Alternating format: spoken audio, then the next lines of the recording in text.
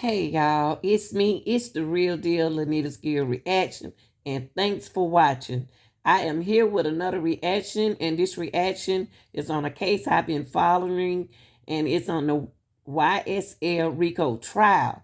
Now, what the judge is going to do here, the judge in the Yondorf case, YSL Rico, is going to explain the selection process to get a potential jury for the Young Dolph case.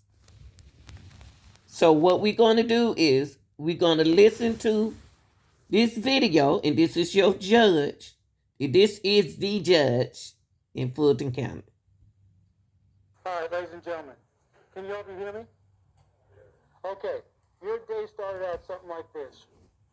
You came here from wherever you live in our great county based on a notice that was probably on your nightstand, your refrigerator, or your junk drawer, or some other... He's talking to the jury, y'all.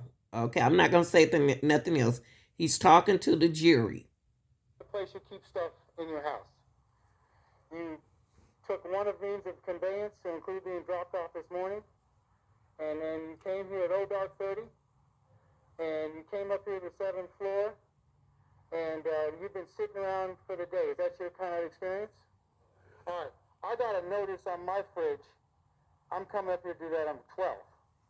So everybody gets called for jury service at some point in time.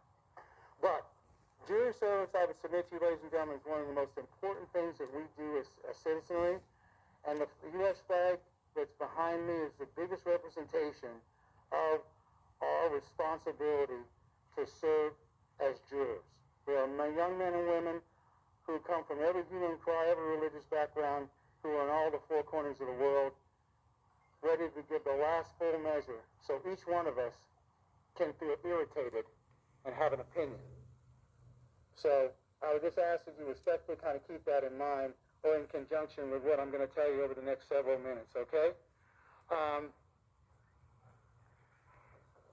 This is not a perfect process.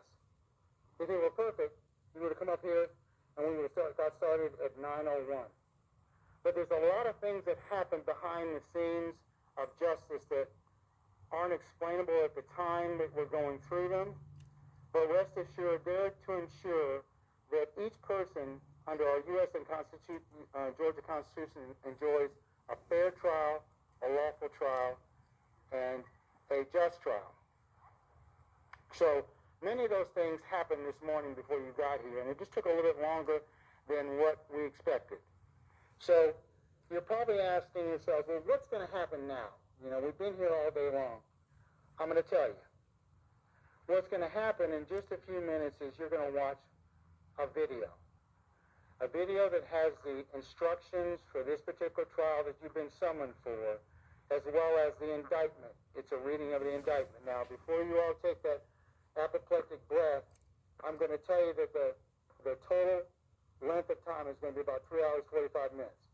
It's like Avatar, but, you know, hopefully you like that. But 3 hours and 45-minute video for this case. For the jury, potential jury to watch. Oh my God. Y'all make sure y'all subscribe. In all seriousness, it is going to last about 3 hours and 45 minutes, and we're going to break probably about every hour and 15 minutes and go ahead and let you all take comfort, and then we'll show the rest. Once that is complete, so it's 3 separate, sittings of that particular juror video, you will then be asked to fill out a questionnaire. The questionnaire, once you complete that, then you're done for the day. Only those of you that wish to be examined for hardship, I'll ask you to come back on the 9th of January to courtroom 1C in this courthouse, if and only if you want to be examined for hardship.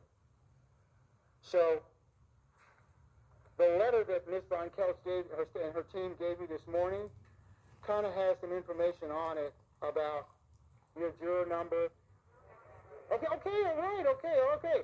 You're gonna get one, okay? All right, okay. All right, Amy, don't do that to me. All right. So, you're gonna get a letter, and your letter will correspond with a number. And then you'll need to call the particular number on this letter, and it will tell you when you need to report. Now, the only people that definitely need to report on Monday the 9th will be those people that want to be examined for hardship.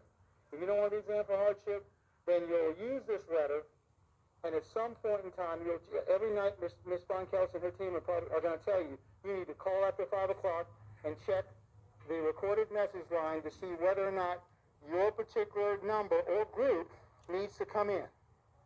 Okay? So that's what's going to happen short term and long term. Now, I know with every group, because I was probably one of them, that kind of thinks this. Well, you know what? My fund meter's pegged, Judge. I'm not coming back on Monday. You can't make me come back. What are you going to do?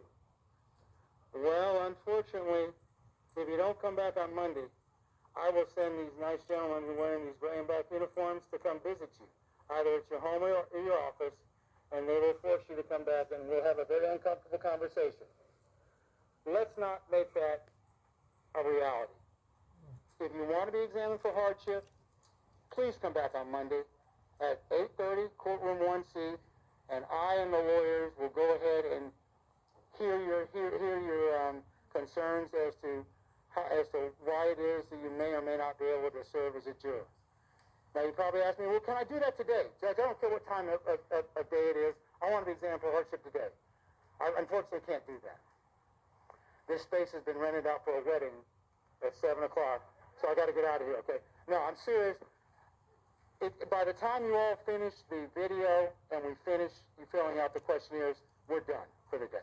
I've sucked up as much of your time as I possibly can do for the day, and I really appreciate your patience on behalf of Amy Von Keltz and her team in jury services, as well as our advocates, who you'll get a chance to probably talk with.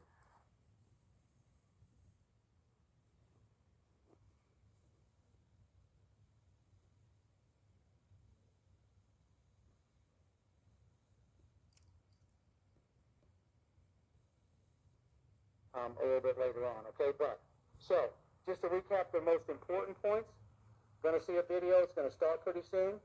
We're going to go about an hour and 15 minutes. We're going to stop. You're going to take comfort for those who want to take comfort. We're going to do that 2 more times. Once that's complete, you're going to fill out a questionnaire.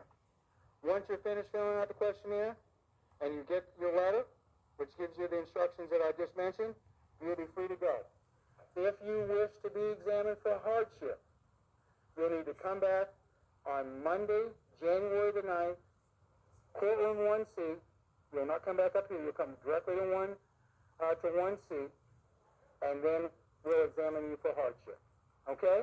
So, with that, ladies and gentlemen, I hope by way of explanation, I know that doesn't alleviate what you've gone through today, but we really appreciate your patience, because without you, we could not conduct business in the criminal and civil justice system.